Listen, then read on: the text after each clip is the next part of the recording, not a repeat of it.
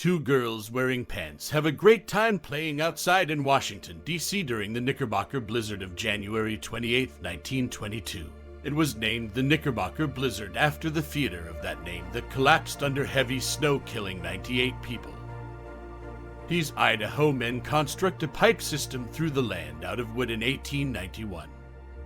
In 1856, a man stands atop of a colossal figure of Ramses. These two gigantic structures that are carved out of rock in the 13th century BC are the Abu Simbel temples in Nubia located in southern Egypt.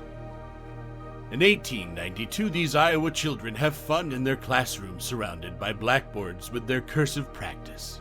A man risks his life trying to fix the telephone lines at an intersection in Pratt, Kansas during the year 1911.